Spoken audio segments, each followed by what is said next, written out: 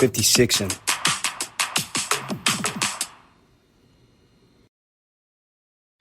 Welcome back. Another episode of 56ing. Me and my boy BJ. What's up, brother? It's been a couple weeks, bro.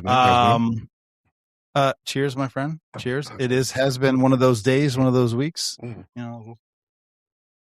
Let me just catch you up and everybody else up. What we got? Those listening. So a lot has happened. My daughter now lives with me, going to college. Very exciting. But which is, we talked about this a few episodes ago about like, can you see beyond your daughter graduating? Mm-hmm. No, I'm still working on it, to be honest with you. But it's, of course, as all things, I also had an emergency. So everyone laughs at me. I've had a problem with 3 teeth since I was 15 years old because football, fighting, whatever. The 2 back here and one of the back ones up here, I cracked, broke, shattered multiple times over 30 years, whatever the fuck I'm saying. So this one is a crown. This one's an implant. Well, I finally lost the back one. And I just want to lay this out for people that don't understand. I hate the dentist. I have a fear of the dentist because it hurts like a motherfucker. I'm always worried that it's going to hurt, right? Typically they numb it, whatever. I have now experienced my worst fear in the dentist. So now I have to come up with another one. So I went in because the filling fell out of my very far back one. And I went in to get a root canal so that we could put a crown on. It was so inflamed, it wouldn't numb. So, like, bro, half my fucking face was numb. Shit. But it still wasn't numbing. So I said, fuck it, just do it. Bro, the drill hit the tooth. I blacked out. That's how painful. They had to use the smelling. And I came to, I was like, did you do it? They're like, no, we're not doing that. We're not drilling on you when you pass out from pain. I was like, I was pissy. I was like, then why did we even do all this? Like, this is bullshit. So whatever. So I had to do an emergency extraction and then come to find out, because they had to take out some of my jawbone. So I had to do a bone graft. Whatever. People who are in the dental field or oral surgeons, whatever, they'll be like, yeah, it's common. To me, it's a goddamn nightmare because now I have part of my jaw exposed on the inside of my mouth and the gum has to grow over it. I'm like, dude, this is my worst fear. But now that it has already occurred, that's what your boy's been doing. All because you want to chew ice, bro. Bro, chew ice and drink gallons of milk, which is, bro, honestly, I didn't realize that. Correct me if I should.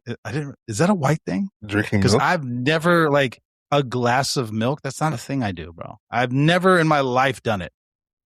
1, it seems gross to me. 2, do you know how much milk costs? It's like $8 a gallon, bro. That shit's expensive as fuck. I don't know if I've ever drinking a glass. I don't recall ever just drinking a straight up glass of milk, bro. Chocolate milk, sure, different. On occasion. Bro, I thought, sure. First of all, shout out to Ovaltine back in the day because that shit was fire. Ovaltine back in the day, bro, I'll still crush a Yoo-hoo, although I don't know if that's actually milk in there, it's but probably not. It tastes good. Yeah, it's probably not. But it's like a regular glass but just a straight up regular glass of milk? I don't think so, man. Close you get some cereal, maybe. You drink the bowl at the bottom, but like it's a glass of milk. I don't do that either because I think that's weird. Nah. You don't drink the cereal from the milk from the cereal? No. What? I try to eat it as fast as I can before it gets soggy or the milk gets warm. But like to just take the bowl and to drink it afterwards, after you ate all the cereal.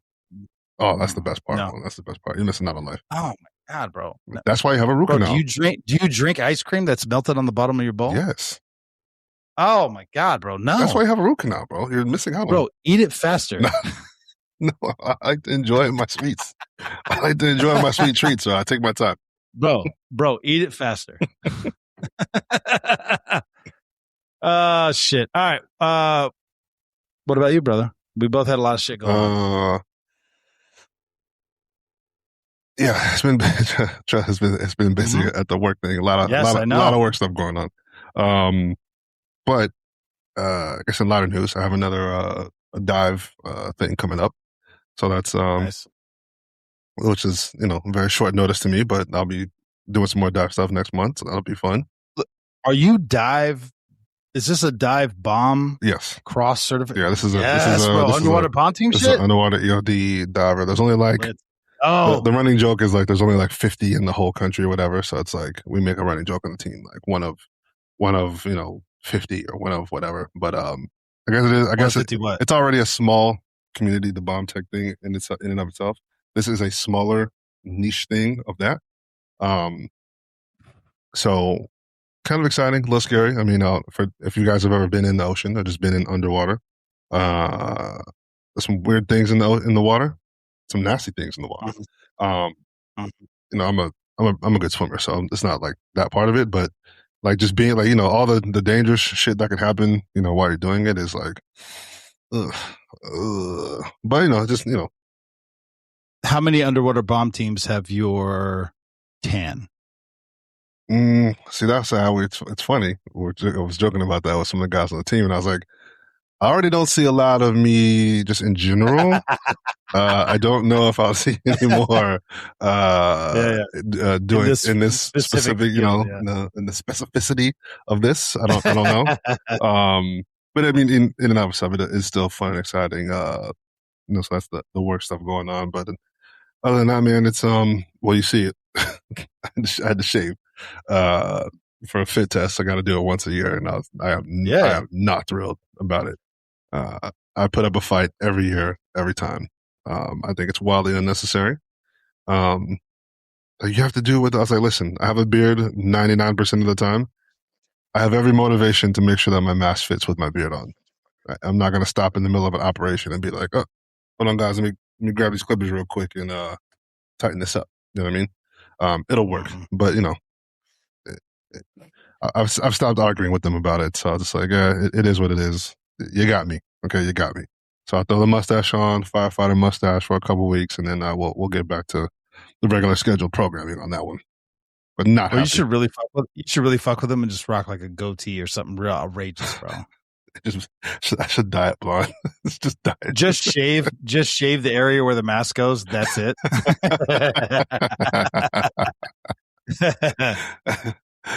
Anyway, sorry. But no, that's it, man. That's all I got. One last update, and I gotta flush this out in my head real quick. I wasn't planning on talking to you about it, but we have talked about it. This immigration ICE enforcement shit.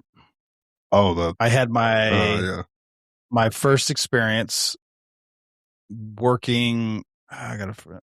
Working in that atmosphere. I think that's right. Yeah. It has gotten so fucking out of control, wild and crazy that local law enforcement, because they're so scared of having anything to do with immigration enforcement, they don't even enforce just regular federal criminal warrants. Has nothing to do with fucking immigration. I don't give a fuck. But because of that's how, if they see federal, they don't get involved. It's unbelievable, bro. And I'm going to say this for everybody listening. Law enforcement, everyone, first responders, civilians, whatever. Even if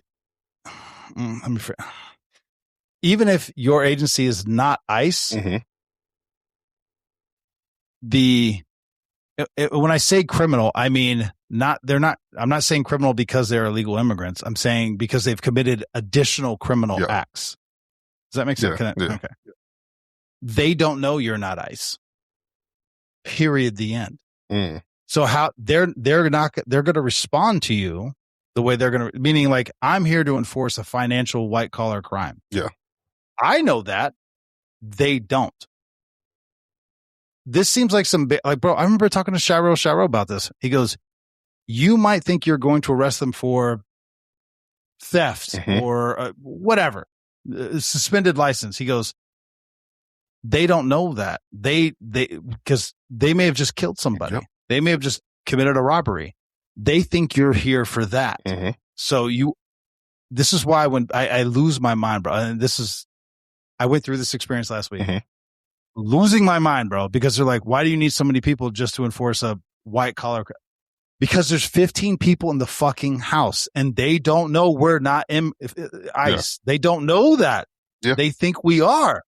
And guess what? We rolled up Dude, they were dragging furniture in front of the house, locking the window, all this shit, bro. An old boy jumped out the back window, was trying to run out the You see what I'm saying? No, I was like, we're not ICE, dude. I don't give a shit. I get it. But they don't. Mm-hmm. And so when you see people rolling in deep, or agencies rolling in deep, 20, 30 deep, because there's 15 people, they're like, why are you so many? This is just a counterfeit, whatever that is. It's because we don't know how they're going to respond. Mm-hmm. And listen, my operation went without a hitch. Everything's fine. But like dealing with the brass on that, I was like, holy shit. Yeah. I mean, it has gotten wild, bro. Yeah. I mean, I gotta say, I've never been one to really get drunk off the Kool-Aid per se, you know, it happens. I get it. Yeah, but it's like when you're looking at it from all angles considered, it's like, do you really want to be attached to that part of it? Probably not. Especially when, you know, when you're elected or you're appointed, you don't want to be on the side of the negative side of public perception. So I get it. But what you talked about is one thing I've been trying to stress to some of my younger guys, right? And it's like, you know that you weren't, you know, just going to write them a ticket or a warning, or you're pulling them over because it could just be like they got a tail light out. Or you're just doing them a courtesy, like, hey man, you know, most people don't check the rear lights, you know, their lights. Hey, you got a tail light out. Wasn't even gonna write you a warning, like, hey, cool, whatever. It's like, but sorry, I'm gonna interrupt you real quick. You know me, I'm not a traffic guy. I have given way more warnings than I've ever given tickets. 100%.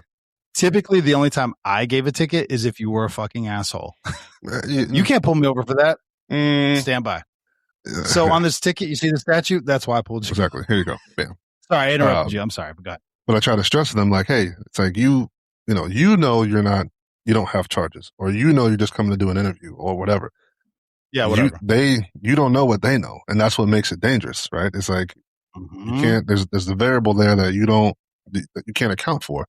That's the dangerous part. So you got to be, it's like I got to be ready to realize, what, as you put it, what does this encounter mean to them? What could it mean to them? What could the outcome of this mean to them? Right? You don't know if you pull that guy over for a fucking tag light out, or hey man, your lights actually aren't on. He could have 3 dead bodies or 5,000 keys of coke in there, and he's on his last strike, or she. Good opportunity, but you don't know that. Also true. You know what I mean? Like you don't know, but they do, right? So it's like you got to be careful for that. So on that end of it, I do get it. I understand. Obviously, you want to do everything the safest way possible. And sometimes, public perception, the optics are not always great. Not to say that people are uneducated, but maybe they're just not considering that part of it, right? It's like when you back somebody into a corner, even a wounded tiger is dangerous in the corner, backed into a corner. You know what I mean? So damn right. Gotta be cognizant of that kind of shit. So I get it. Also, and again, this is not this episode, but the guys I was talking to, the ICE guys, they're like, dude, I've been here for 20 years. He goes, this is the wildest I've ever seen. I bet. Just in the last 2 years, it has gone complete 180. They treat, other agencies will treat them worse than criminals. Yeah, it's crazy. Once again, not just it. Again, people don't seem to understand. These are federal agents. You're a cop, BJ. Mm-hmm. Do you like working stupid misdemeanor or civil cases? No, nobody wants to work that shit. You don't make a career off that shit. No. It's boring. Everybody hates it. It's dangerous for no reason. That's not fun. That's not what they're going. They're going after hardcore criminals. Number one.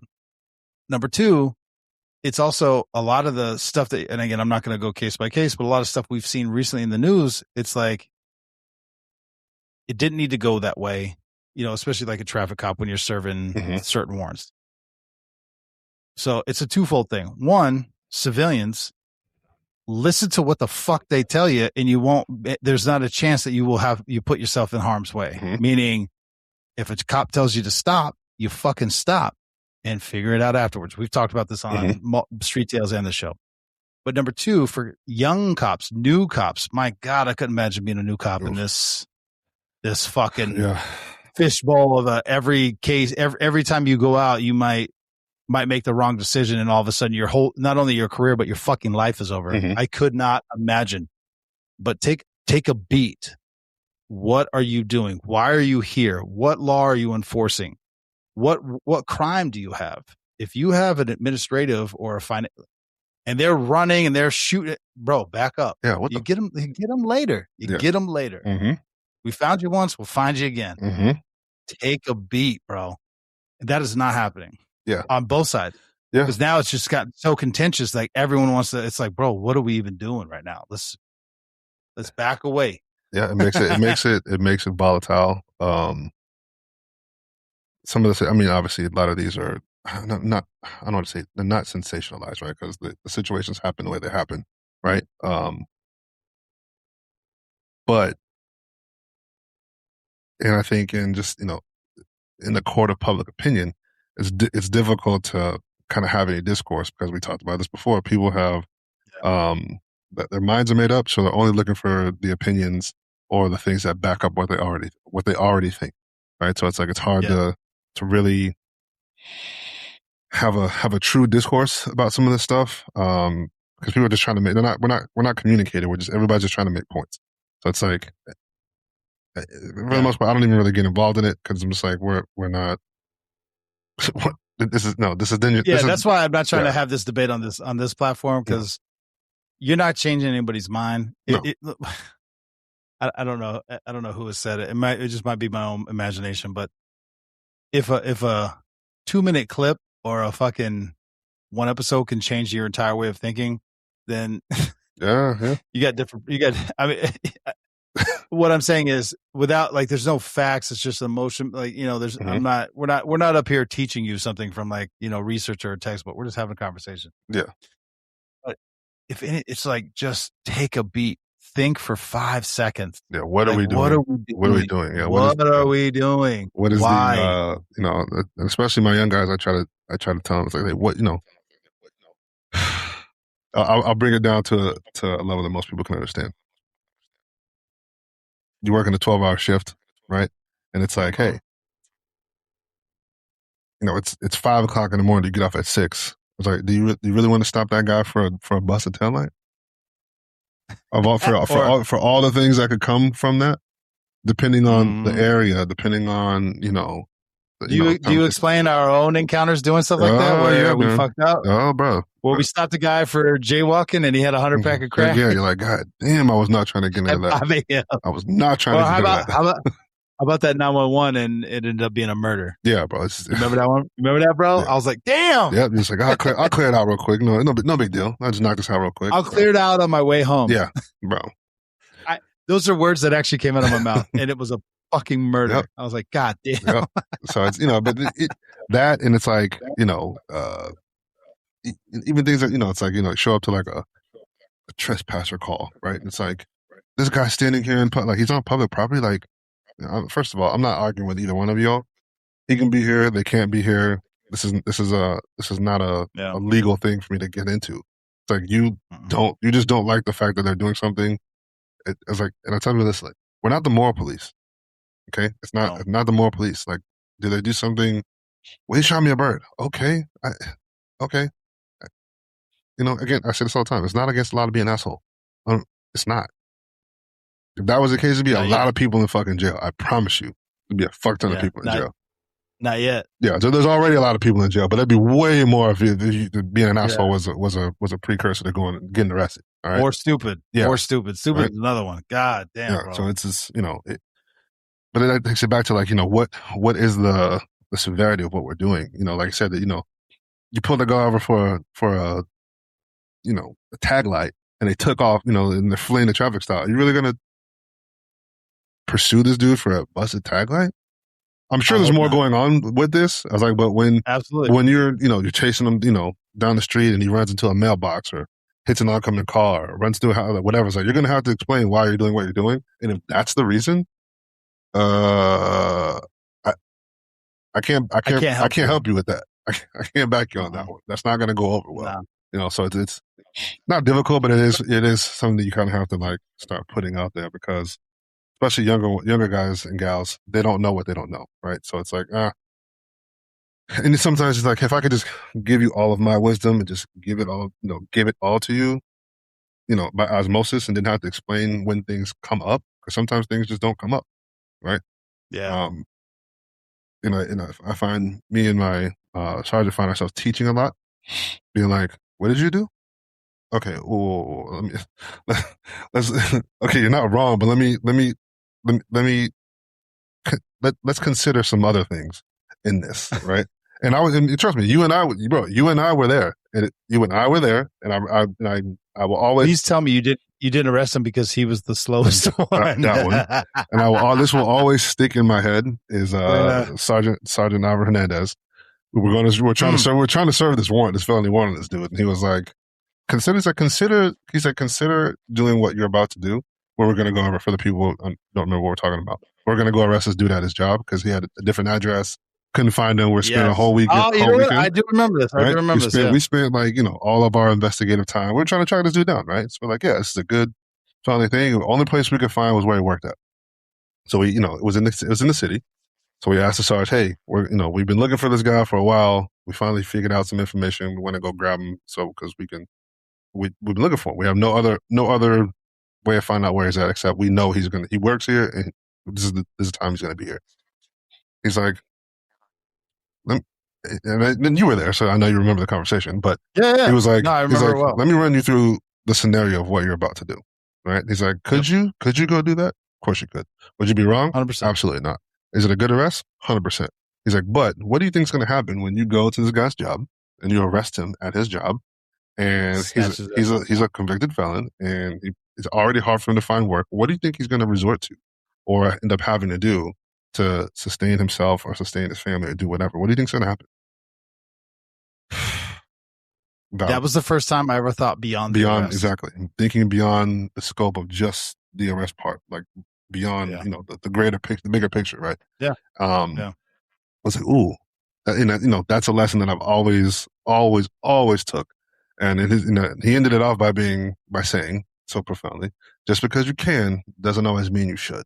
And it's like, and I think what we ended up doing was going up there, talking to the dude, and be like, "Look, man, you got this warrant. I'm not trying to embarrass you. I'm not trying to, whatever. You got till tomorrow to get your shit in order. We're going to come. Where are you staying at?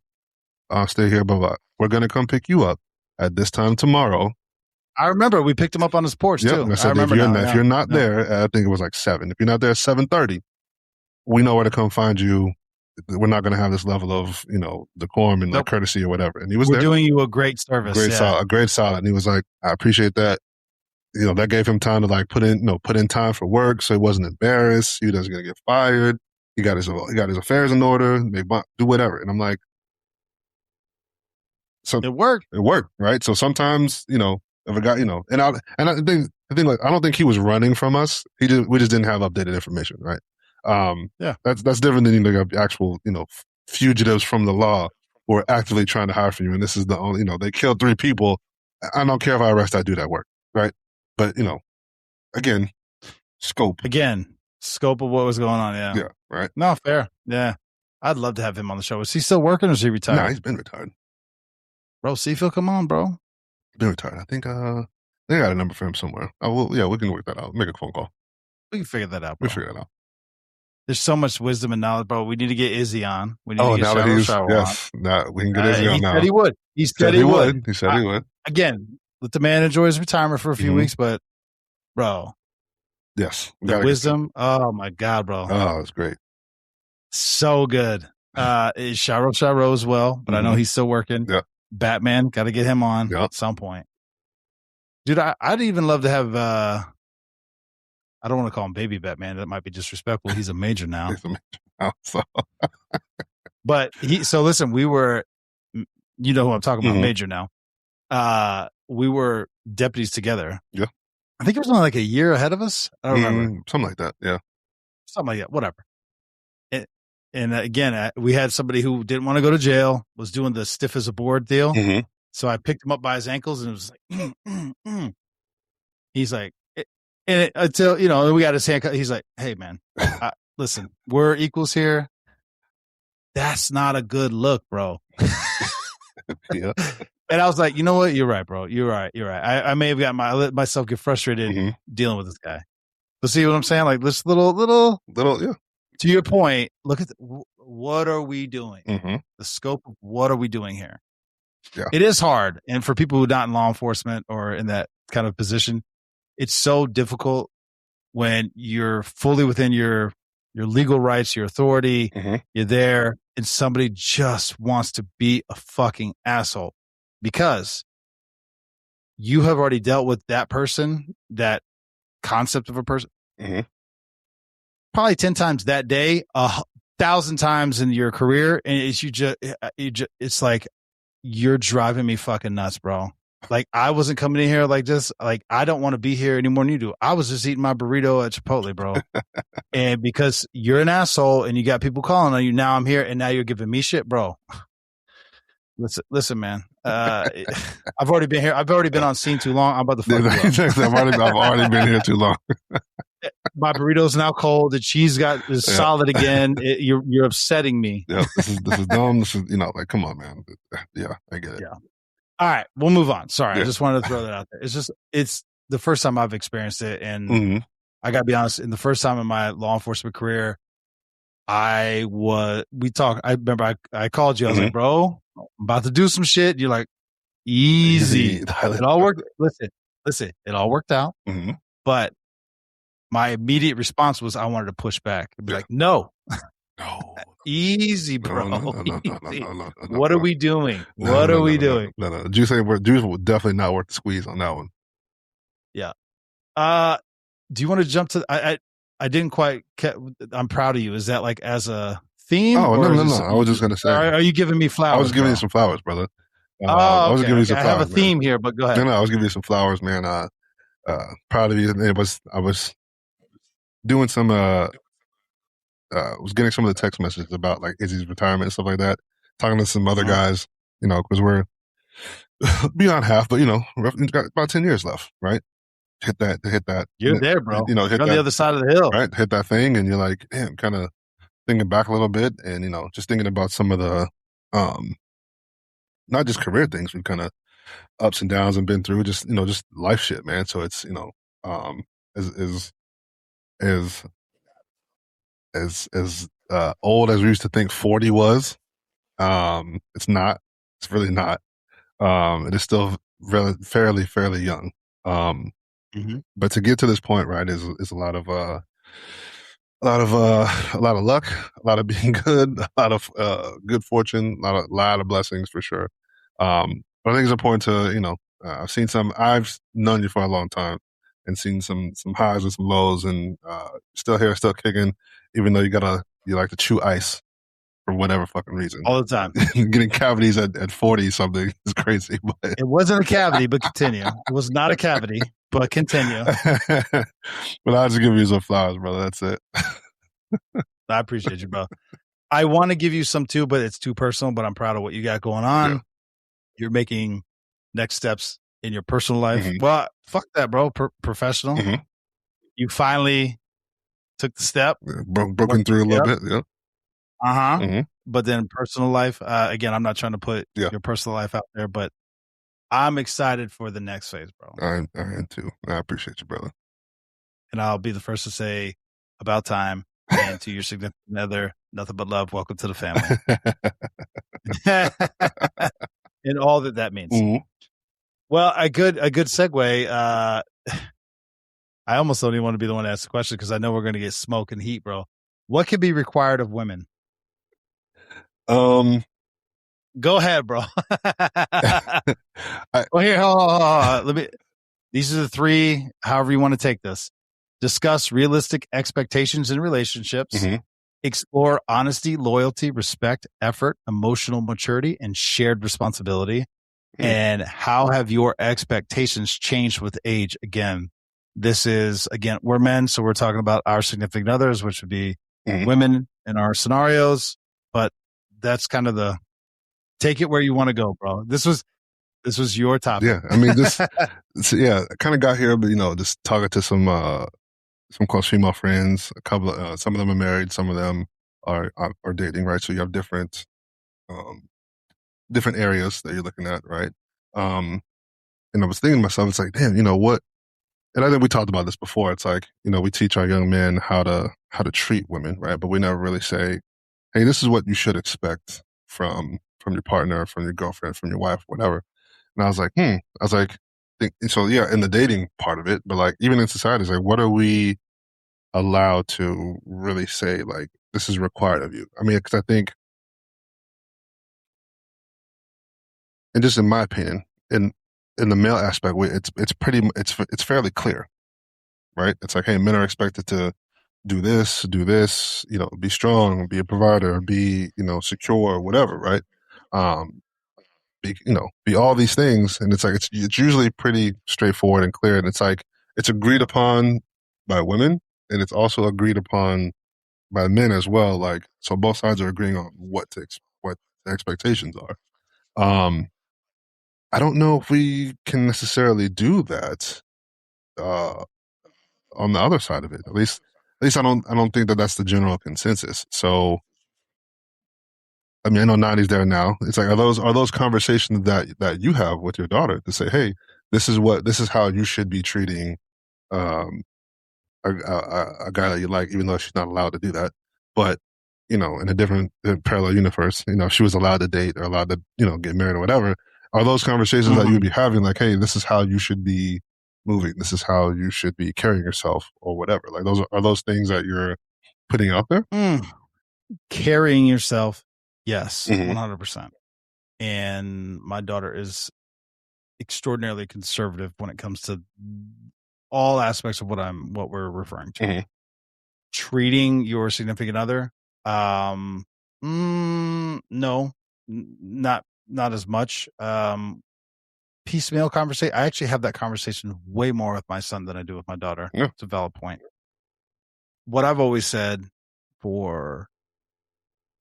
I have had this conversation with significant others, however I want to phrase it. There's a time and a place to disagree.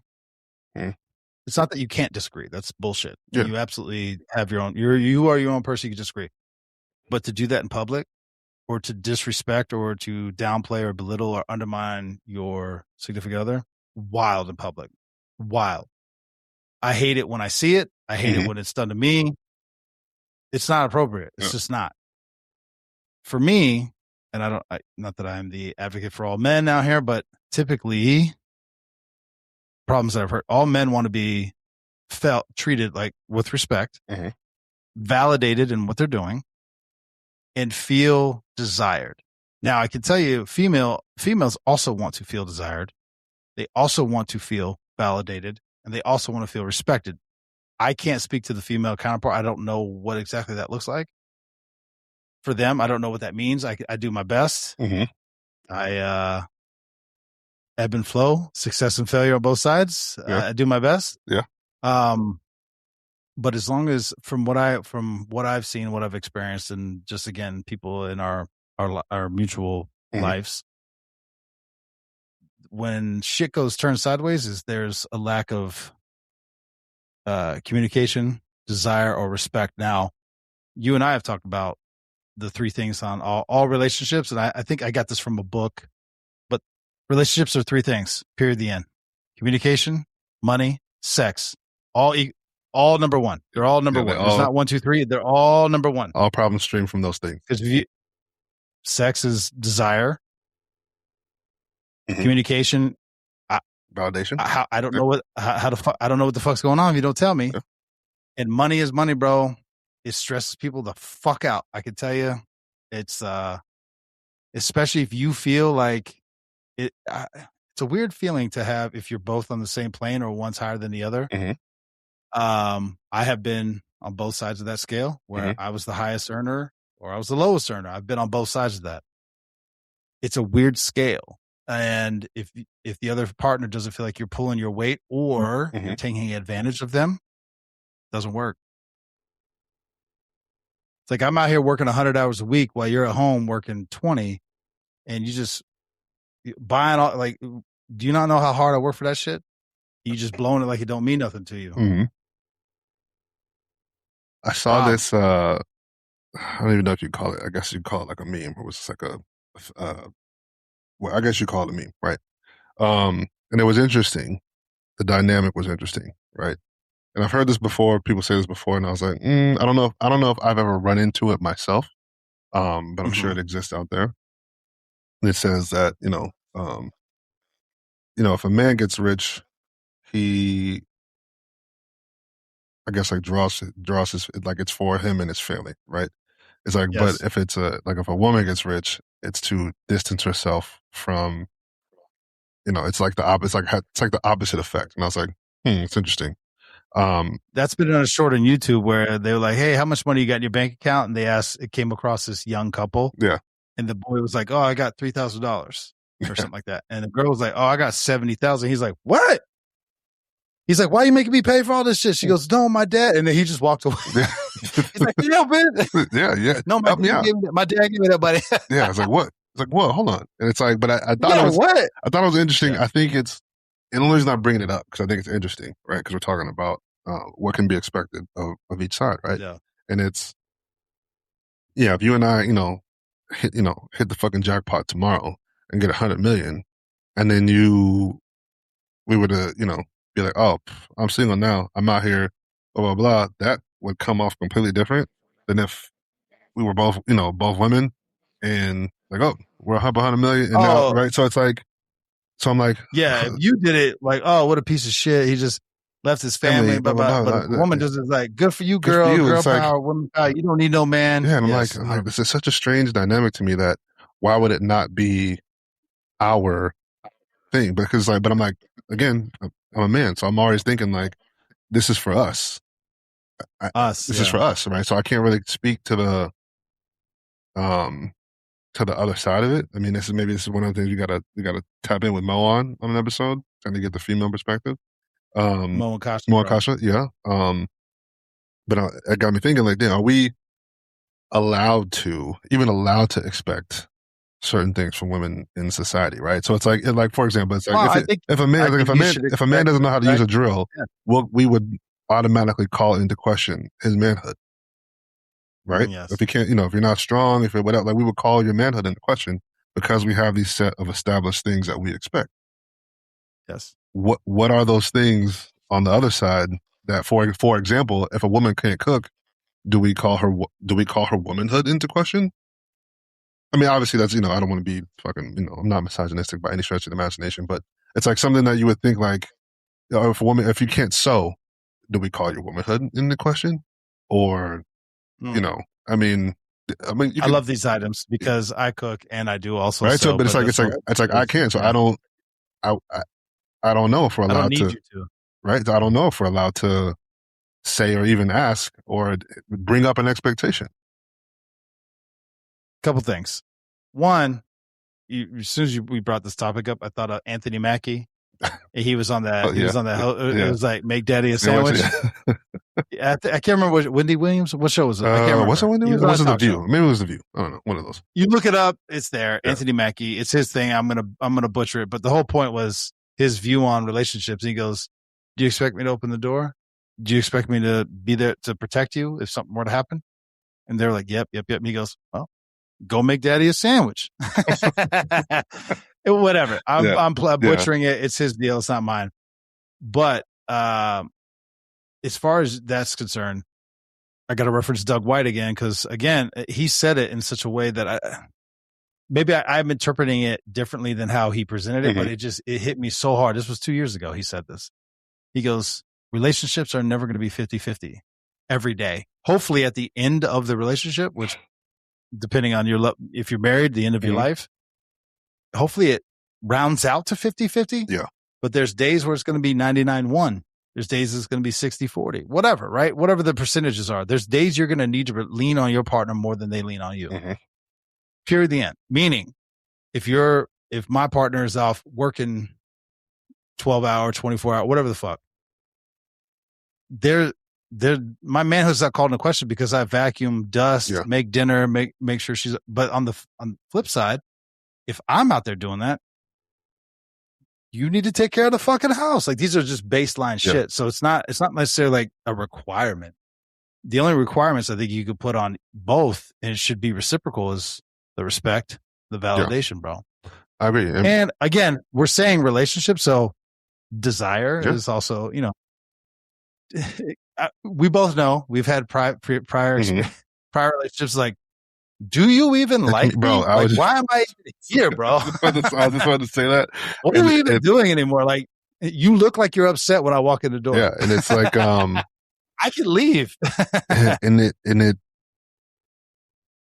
begs the question if this is a societal problem, right? Or if this is a biology issue, biological issue. Just because it's societal, bro. If it's what I mean is, are we designed to feel this way as opposed to like, I was explaining to somebody who showed someone a peacock in real life, and they're like, "Oh, I've never actually seen a peacock like in real life." And I was like, "Yeah, right." And they're like, "Wait a minute, they exist, right?" So I was like, "Wait a minute." So the male ones are the ones with the feathers. Like, you thought it would be the other way around, like the pretty ones. Yeah. I was like, "No." So you got that backwards. I was like, I'd explain what peacocking was and what that actually meant. I was like, the peacocks, the pretty ones, if you will, are the men, because they are peacocking. They're showing their grandiose. They're trying to gain the affection and the attention of the female. Yeah. And they're like, oh, I guess that does make sense. This is typically why older men date younger women, because it takes men longer to establish and have all the things that you want. Become desirable. Where, you see what I'm saying? Where women, you're desirable off the rip. Boom. Now listen, love my boy Kevin Samuelson, rest in peace. Not everything he said, but he's the one that was like, women control sex, men control relationships. Bro, I have repeated that just the way I just said it multiple times. It never fails to get an incredibly strong reaction from females. I was like, think about it. Think about it for a second. Think about it for a second. Yeah, you can slang that thing any way you want. Doesn't mean I want to date you or the massive coup de grace, marry you. It's like, yeah, you can get, bro. It hurts, bro. It hurts. But it's true though. It's true. It's I heard this one too. It's like, men are more concerned about your future, and whereas women are more concerned about. Wait, hold on. No. Women are more concerned about your future. Men are more concerned about your past, because the past is evidence of what you'll do in the future. Yes. Right. So it's like, if you've been slinging that thing around town your whole life, it's like, Well, how many memes are there about? I'm not going to be grotesque, but when women are in their prime and when women want to settle down, and, you know those memes I'm talking about? It hurts feelings, but it's like, but is it wrong though? Yeah, you didn't want me then. What the Mike Jones song? Back then, didn't want me. Now I'm hot. They all on me. I think that sums it up pretty good. That's true, bro. I mean, bro, we get so much hate for I know. I know. We're gonna get so much hate. But back to my original point is like, what are we allowed to expect? And obviously, I'm sure that comes from, that's going to be a person to person, relational. Like, if you decide to get with someone, that's going to be a discussion between the two of you. And like I said, maybe this is but you just hear it. You just hear the stories so much, just kind of just like put out there in the fucking ether, that you're like, is this a common thing going on out in the open, in the real world, where like people are having these conversations? It's more common in social media world where you see this shit. I think in real life that's not accurate.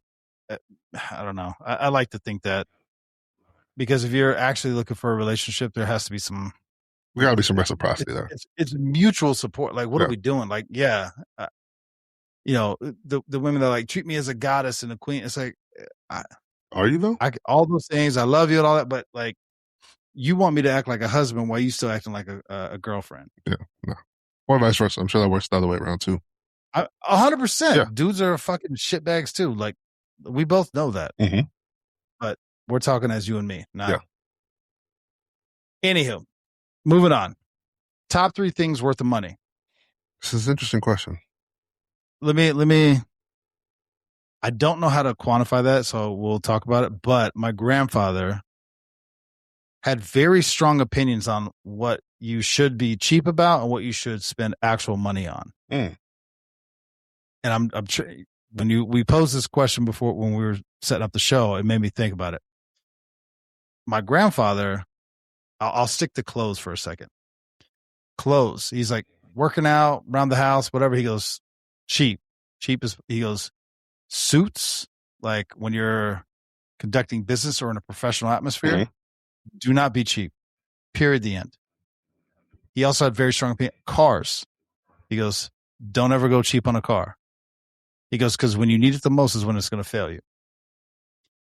He had very strong thoughts about this. Experiences too. He would eat this. He would eat. I mean, not back in the day it was cheap, but now I'm like, yo, that's like $30 a day. But he would eat. He would go to McDonald's every morning and get a bacon, egg, and cheese and a coffee. It was like $1.19 or whatever the fuck it was. This was back in the day. That was his breakfast. But if he wanted to have experience with his family, dude, he would spare no expense. If it was an experience that he was trying to provide or a celebration, he goes, these are not the times to be cheap. He goes, there's, matter of fact, I'm not saying frugal as opposed to cheap. He would say, that's how my grandfather said, frugal. So he just had but for him, it was just so clear. Like, I don't think I ever sat down and said, so Grandpa, what things should you be frugal on? It wasn't like that. He would just show you, and every now and again, he just dropped those little nuggets. Education was another one. Yeah. Education was a big one. So. It is a very broad topic. Obviously, you can break. It's very broad. You can break the general question is very broad, right? But you can break that down in plenty other different areas. But off the top of my head, I would say health is 100% the first one. Don't skimp on that. So, like your doctor, very expensive. It is very, very expensive to be healthy, right? So, like medical. Also, let me say something real quick with that. I didn't realize this, bro. You and I, because we work for the government, bro. Do you know how much people? I didn't know this. Expensive. When people are dropping like $40,000 a year on health insurance. Crazy. And it's not even come close to what you and I have. Yeah, it's not even good. I didn't know that. It's crazy, bro. So that's why I was saying, your health and wellness, do not skimp on that, right? So it's like if it's the 95% ground beef versus the 80%, buy the fucking 95% over the long haul, right? Talked about it before, like your peptides, your all this other preventative stuff. Pay the money to do to take care of your body. Your health is the most outside of time, which you can't buy, right? Stop eating fast food. But yes, that right. I was like, so health related things, always worth the money. I would say tools. Definitely worth the money. Don't skimp on your tools. Can I stand by? Can I stand by? So let me paraphrase real quick. Yeah. I'm saying tools, and I know off the first hand, people are gonna think I'm talking about like Ryobi versus Milwaukee. That's not. I'm not. Yes. I was like, but your guns, your tools, your mechanical shit, like anything that is the tool, like mechanics and shit like that. Do not skimp on that shit. Don't skimp on it. Let me speak on the tools, the Ryobi and all that shit. Stand by one. I am a DeWalt guy. I have been for a very long time. I thought my dad was. He's switched. I don't know what he uses now. I was like, Dad, this is where I got it from. He goes, yeah, that's old. What? My dad has now gone into another realm of tool that he likes. But I want to say, I remember I was talking to somebody, another young man. I was like, DeWalt. And I came over to help him do something. We were putting together something like a IKEA, whatever the fuck it was. And he had the Walmart, Heart brand. Ah, yeah. This one. The little blue one. Hold on. And I was shitting all over him, bro. I was like, dude, this says a lot about you as a man. What is this? Yeah. Hold on. We're building something. I'm using my DeWalt. Fucking shit. My DeWalt drill bit snaps off. And he goes, oh, hold on. I got you. Comes in with the Heart. Boop. Rest of the project. I was like, damn. I got to rethink my shit. So I hear what you're saying. That's not the point you were trying to make, but I was like, damn, bro. That's exactly what popped in my head. I'm still a DeWalt guy. Yeah, I got humble. I got humble, bro. I got humble. The cars and all that kind of shit you throw in there, And I'd say 2. Hold on. One more. Quality over quantity. Hold on. And I'm not going to embarrass the young man. Mm-hmm. You know who he is. You met him at my daughter's graduation. Mm-hmm. You know who I'm talking about. Mm-hmm. Some of this is just young man shit. So he bought himself a sports car. I think I already told you what it was. I don't want to put too much on blast. It just makes me laugh because the car that he purchased can only be driven in nice weather. He lives in the Northeast. Yeah. Also, it takes premium gas. It's very expensive to fix. Oil changes are $400 or $500. All this shit. It's a dope car. I get it. But reality and efficiency wise, bro, my man. He'll get probably there. Not the best use of your funds. What we call a life lesson. He'll get there.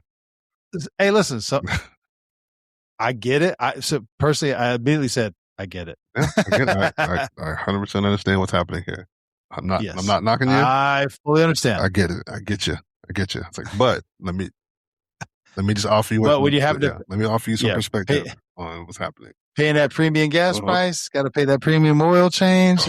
And now you got to buy another car because you can't drive that car in the winter or in inclement weather and you're trying to work and all. We ain't there yet, bro. I'm just saying, we ain't there yet. We'll get there. Let it happen. Dope car, by the way. Let it happen, though. Dope car. I get it. Anyway, sorry. Let it happen.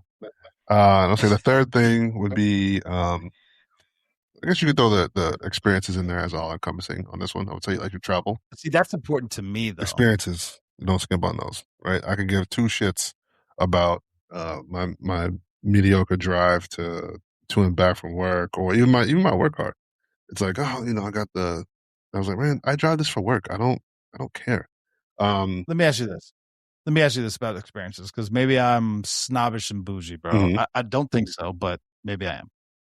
If you're gonna, let's say you go to your family, like, hey, we're gonna go to Paris. Okay. We're going to go to Paris. Oh my God, it's going to be so exciting. But you are pushing the boundaries of your budget. Mm-hmm. So you're going to fly over there, super economy, 3 layovers, the whole thing. Ooh. And then you get there, you're going to stay in the most economic, affordable, not great, probably not the best part of town, probably not the best sleeping conditions. And then you're going to be on a budget while you go out into, I'm like, bro. This is not fun. This is my thing. My point, I'm going to give you the back for it. My point was go somewhere else that's in your budget where you can kind of blow it out, meaning like you can be comfortable. Mm-hmm. I'm not saying you got to fly first class. I'm not saying any of that, but you're setting that experience up, to me, in my opinion, for a failure. Yeah. The response to that was, they at least got to experience this, whatever, in Paris. No. And I'm like, yeah, but that you showed them that experience in the worst possible light, under the most frustrating, distressed time. Like, bro, go to Orlando. Whatever your budget, like, ball within your budget. But, bro, I agree with you. Why do that to yourself? I agree with you, and don't do it. And this would be the perspective I would offer, right? Just off the top of my head. Have you experienced your own city in the top-notch way? Dude, I am very much in part of what you're saying. Yes, right? 100%. Go stay at a really nice place have you or experienced whatever. The best of what your city has to offer. Now, that is such a solid point, bro. If you've done that, now take that experience of doing that and do that somewhere else. Because like, why? If your experience at home-ish is, I wouldn't say shit, but like, it's not you haven't experienced the best of what your shit has. What makes you think you're going to do that over there? Like, do it here first. I like your point so much. It's like, instead of doing that and, go have the best restaurant wherever you are, go there. Yeah.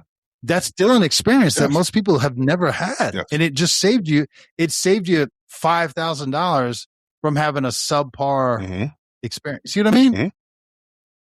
Dude, you're touching on something that I've actually thought about. Like, anyway. Yep. That's a great point. Go experience the best your city or your area has. And then you can equate. I feel like we're having a first world problems conversation. We are. We 100% are. We are, but we're talking about what's worth the money. Worth the money. To me, experiences. Yeah. And instead of stressing your family out, we're like, oh, we go to Disney every year. Bro, Disney's like $10,000, bro. Yeah, that's expensive as fuck. That's wild. Why don't you fly to fucking, fly to the Philippines? You could stay in the Philippines for 2 months off of $10,000. Are you kidding me? Anyway. Yeah. I'm sorry. I'm not picking on Disney, but when I heard that number, I was like, I'm sorry, what? It's expensive. It's over. I had no idea. It's over the top. All right. No. They've lost their minds. Yeah. I'm not that. It makes that Kevin that Kevin Hart joke even funnier when he talks about who was the guy, the basketball player, Miami Heat, Dwayne Wade. Was it Dwayne Wade? He bought out the whole park. Was it Dwayne Wade? Maybe it was. Yeah. I can't remember. It's a Kevin Hart joke. Yeah. I don't remember. We'll come back and do it again tomorrow. He's like, "Yo, am I checking on my savings?" Yeah. No. Okay. I can only do this one day. I ain't got it like that. Bro. I ain't got it like that. But no, to me, experiences within your budget. Yeah. And I would like to reiterate, because it always surprises you every time I bring it up. And I was actually just talking to my daughter because, again, I had my kids when I was an adult. I grew up in a fucking trailer park, bro. I wore Goodwill clothes to school. We would eat rice 3-4 times a day, like whatever. That was our meals for the day. Dessert for me was like putting brown sugar and cinnamon on the rice. That was rice pudding. Yeah. That was me. Yeah. So I'm not acting like I was born with some oh, I've traveled the world because no, dude. Like I've had to work most of it. It's like I know how good of an experience this is because I've experienced the other side of it, and I know how good this is. Yeah. And I will say, traveling overseas now, not for work, when I'm not with the Secret Service anymore. I'm like, I was like, yo, this is my checking and my savings. Yeah.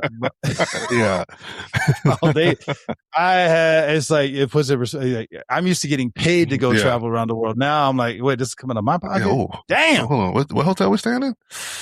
How good's the McDonald's in Japan, bro? Because we might be hitting that. Exactly. Shit. Yeah, exactly. Sorry, bro. Sorry. Bro, we have crushed it. We've only gotten into 3 things. Yeah, knock it out. Fuck it. You want to do all the rest? Yeah, we got time. We're good. All right. Conspiracy theories about tunnels. I'm going to let you talk. I have to gracefully bow out on this one. I hate being the guy, but I've signed too many NDAs. But I'll listen to what you have to say. I was watching an interview about an interview on 2 other different podcasts, and I thought this was interesting. About a tunnel system that connects, the country underground, and you could supposedly, allegedly, maybe travel across the country in 20 minutes. New York to California, 20 minutes, that kind of shit. Or just having the tunnel system there. And I'm like, I don't think that's outside the realm of possibilities to me, just knowing the things that I do know for certain. And I keep telling you to watch this fucking show, but Paradise on Hulu. No, I've watched a few episodes. It's hard. I've been busy. So, amazing fucking show. But that's the general concept, right? To me, not outside the realm of possibility. And I'm like, I think it's like, first of all, I know it's there. I know it exists.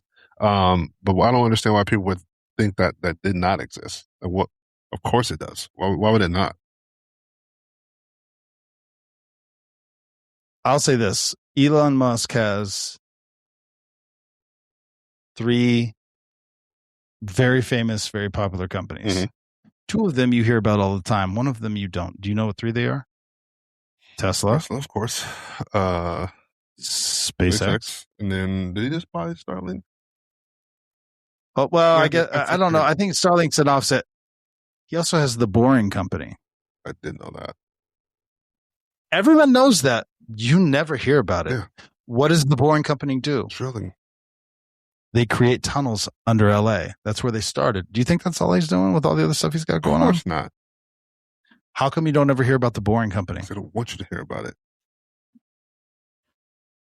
How often do you reflect on your life? Health, legacy, gratitude, regrets, perspective.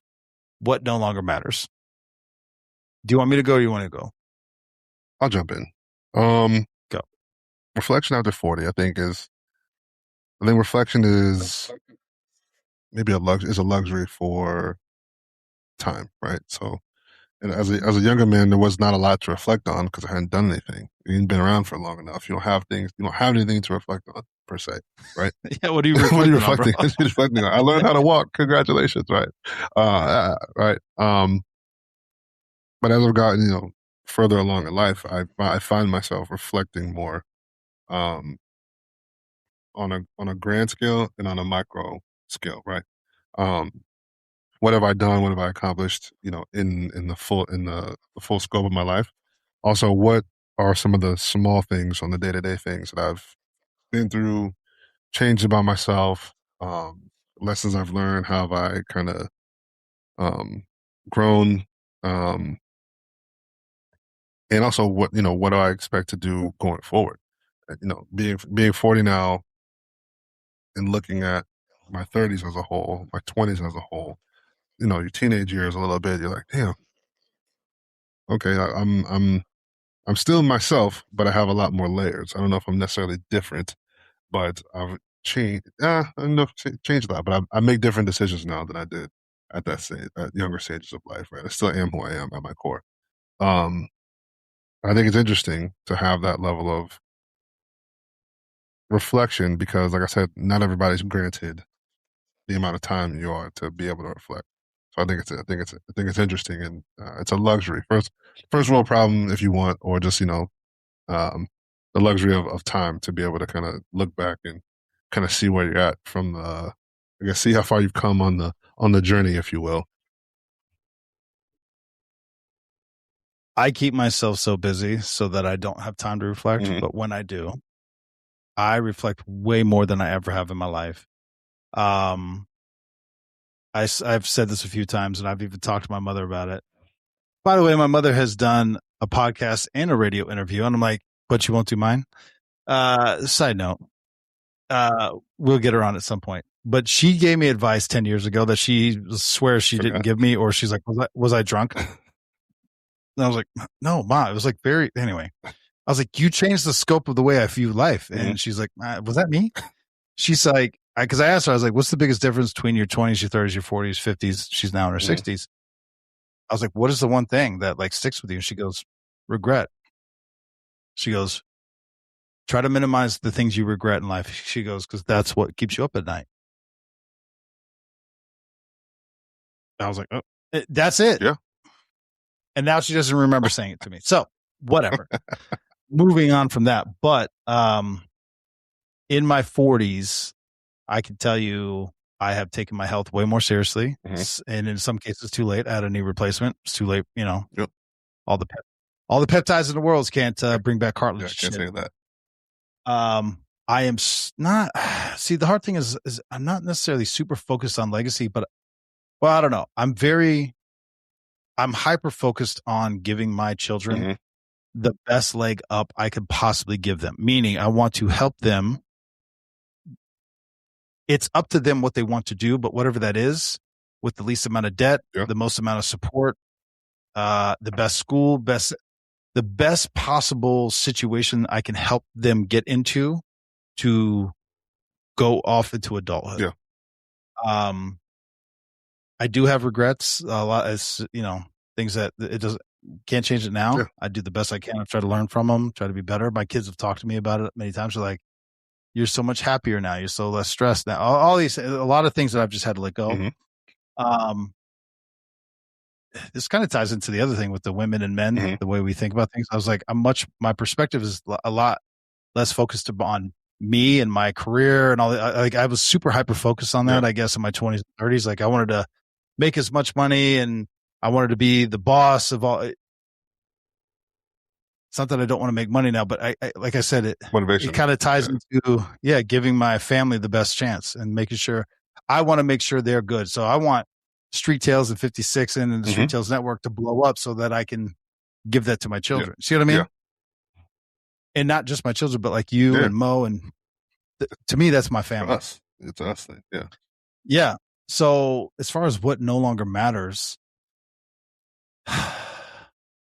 I mean, I felt this way for a long time, but material things do not matter as much as they once did. I think I've talked about it I don't know if it was 56 or Street Tales, but I remember when I was in my 20s, like, I'm going to buy a Range Rover. That's how everybody will know I made it. Like, I remember that.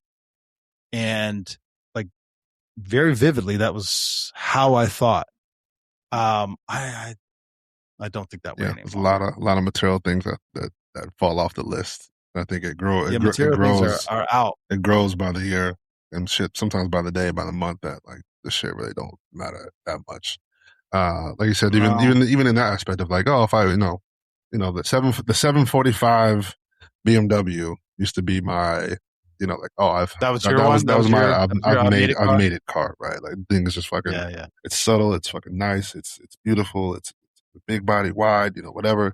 I'm like, now I'm just like, yeah, nah.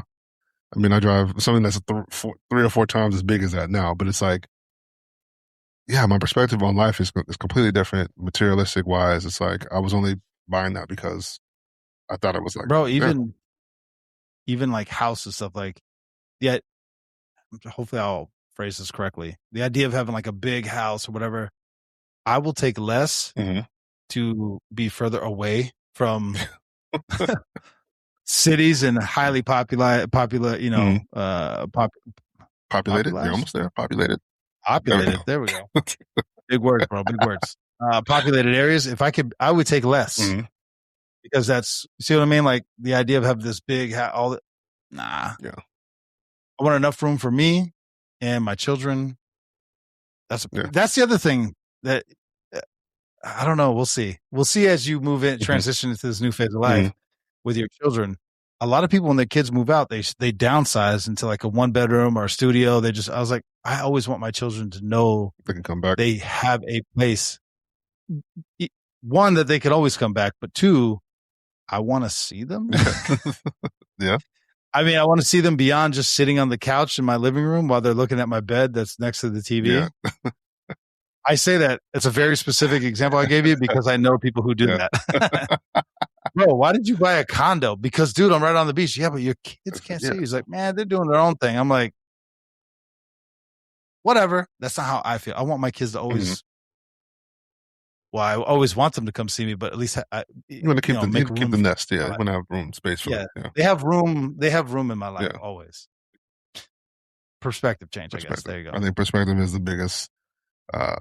Reflection changes my perspective, right? Especially, reflecting has changed my perspective on a lot of things, right? Even negative aspects of my life, where it's like, man, I was very upset that something didn't work out the way I wanted it to work out in the moment, not realizing that not working out actually worked out for me. And that's happened, a lot in dating. Dodge some Neo in the fucking Matrix, dodging bullets on that shit, right? It's like, but just like in any kind of, some career hiccups or just life hiccups, whatever, like, man, I really wanted that to work out at the moment.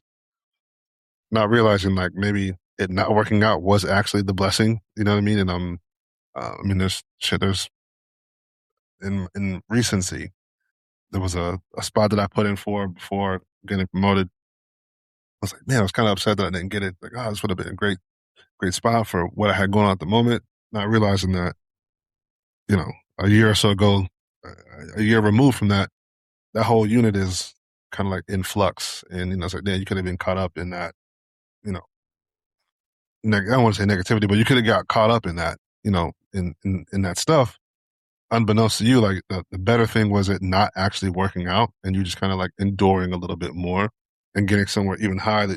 I got higher than I expected to get at this stage.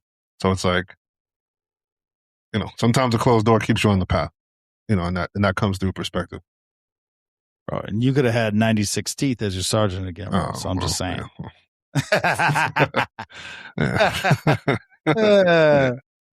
All right, bro. Last couple things. Biggest goals before 50, professional, personal, and if you have accomplished one thing before turning 50, what would it be? 450. I guess I got one more promotion that I'll be like, that's the one I need, right? So change up, get that gold. That's really it. Because I'll be retired before 50. So I hit my 25 before 50. So, son of a bitch. Exactly. And what was the other thing? Professionally, personal. Personal. I mean, obviously, I want to be a father and a husband. So that's, that's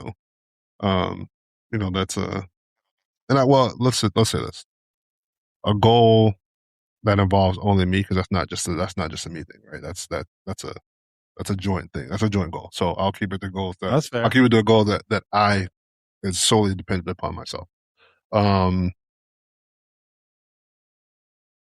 Maybe, you know what? I want to drop back down to like 15% body fat. I actually want to scale it down to pursue longevity, right? It is hard to maintain certain things over a long period of time. We talked about it before, like, longevity of, doing things for a long, long time. But I think my perspective and my goals will probably be a lot different at 50 than they are right now, that they have been traditionally in the last 10 years. I think the next 10 years will be a different focus, more so on longevity, less to prove. I don't have that many things to prove physically. I've done all that shit. So like it's a different shift in the focus now. So I think that'll probably be we'll the big see. one. Yeah, we'll see if you stop incline pressing 405 for reps. Whatever. At 50 years old, but whatever, dude. We'll hey, as long as you can do it. All right. So you laid out. Let's see. If you've accomplished one thing before turning 50, what would it be? I think you kind of highlighted both. Let's see. For me, I am as happy as I have ever been, my friend. That's beautiful. My kids are done with high school. They're in the early stages. I tell if you've ever seen Master of Disguise, mm-hmm. Yeah, I was like, you're both level 1 disguises now. As far as level 1, how many levels are there? 1,000. You're level 1. Professionally, I'm extraordinarily happy, even though I work for an agency that nobody knows exists, and perfect. I have to explain what we do. Fine. Yeah. Again, I don't have anything to prove. And I get to do things I truly enjoy doing, which is training. And I'm advancing in that. Accomplished before 50. I don't have anything yet. Yeah. Mm. I'm sure very happy. I'm sure that'll change. That'll change in the next year or so, I'm sure. You know what? I would like Street Tales Network to be self-sufficient and pay all our bills before we turn 50. It'd be fucking amazing. Very realistic goal, by the way. Realistic, very, very doable. With all the things we got going on, very realistic. All right. This is it, and I got to roll. Have you learned more from college or more from life? Which taught you more? What lessons can only life teach you? What lessons again, we're both college graduates and we received our master's degrees. Not everybody goes to college. I have strong opinions both ways, but go ahead. Ooh. Continue. College or life? I think my most impactful lessons have come from life. Definitely got to say, I mean, you need, the college serves its purpose, educationally speaking, learn how to communicate, language, math, all that kind of stuff that you need. But as far as like life, learning something and gaining actual knowledge and experience, wisdom comes from life. 100% is going to be life every time.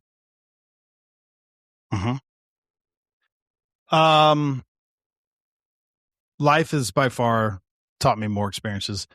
I'm going to turn the conversation a little bit to, I think college definitely still has a place and a role. I'm thinking about how to articulate this, depending on what you use it for. You need to pick a major or a skill set that is an actual real world skill that is needed. Like liberal arts? This is where it's hard for me because listen, I was a business major in my undergrad. I had high hopes and all this. I have never used it once. I got my master's in criminal justice, which every cop will tell you don't get a degree in criminal justice because you don't need it. Yeah. You need something to fall back on. But what I will say is I learned more about my profession during that time frame. Mm-hmm. And it made me think beyond the scope of just what I was doing. So this is where it kind of contradicts a little bit what I'm saying, but that's where I got the idea and the concept of working with probation and doing that whole thing, which turned into it was successful, irregardless of my compatibility with supervisors. But it was a successful thing, right? So it's what are you using it for? Setting yourself up for success in your career, in your life. I would say that if you go to college, this should be something that you truly desire to do because it potentially is your fallback. Meaning, if you go to school to be, actually,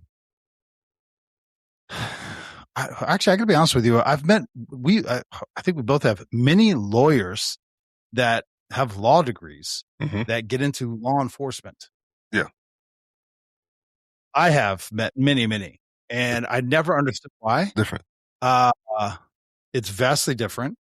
And the ones that I've spoken to are like, yeah, I really thought I wanted to be a lawyer, but I hate that side. I prefer this side.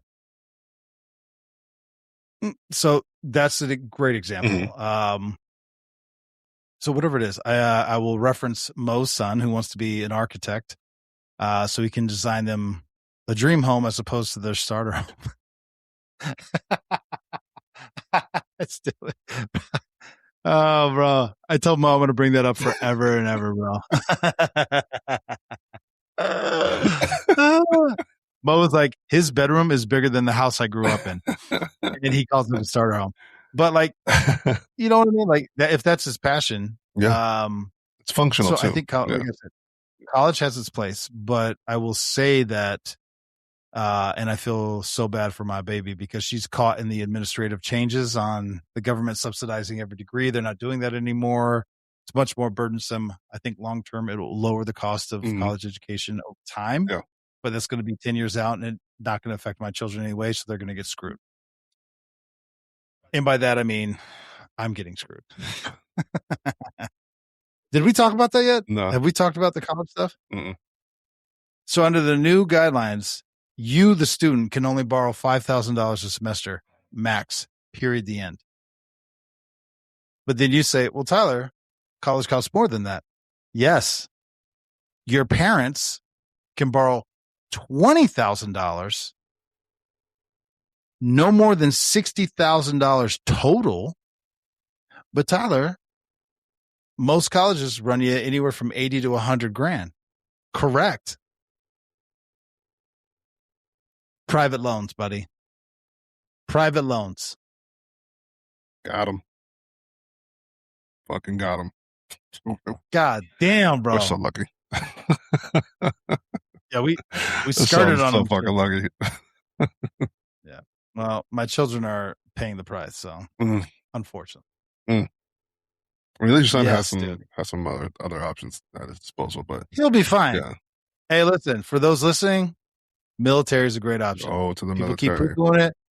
You don't all have to be Marines, Army, Navy, Air Force, Space Force, Coast Guard. Boom, I nailed them all.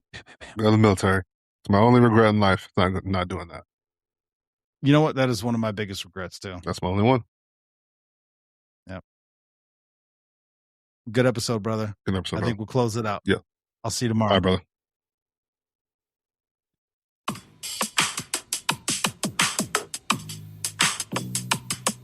Fifty Sixin.